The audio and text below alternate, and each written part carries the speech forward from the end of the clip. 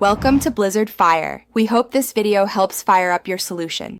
In this video, I will show how to make beef jerky with a dehydrator full guide. Trim excess fat and slice the meat uniformly about 1/8 to 1/4 inch thick before marinating. Prepare a simple marinade with soy sauce, brown sugar, garlic, and black pepper, then refrigerate the meat while flavors meld. Pat slices dry, arrange on trays without overlap, and dehydrate until leathery but pliable for peak texture and shelf life. In this video, I will show how to make beef jerky with a dehydrator full guide. Balance your marinade components and include a little acid or soy for depth.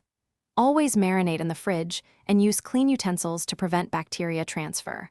If your recipe calls for raw beef, briefly heat to 160 degrees F to reduce pathogens before placing on the dehydrator racks. Monitor temperature and doneness for safe, delicious jerky every time. In this video, I will show how to make beef jerky with a dehydrator full guide.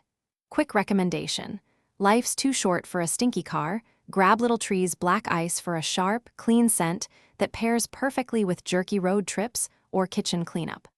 I find it funny how a great smell makes tasting my homemade jerky feel even better. Check the description for the link and other deals. Now let's get back to the video. In this video, I will show how to make beef jerky with a dehydrator full guide. Set your dehydrator to 145-160 degrees F, depending on thickness, and follow timing cues rather than exact hours. Check for dry exterior and slightly pliable interior by bending a piece. It should crack but not snap. Cool jerky completely before packaging, label with date, and store in a cool, dark place or refrigerate to extend freshness and flavor. Thanks for watching. If you found this helpful, don't forget to like and subscribe.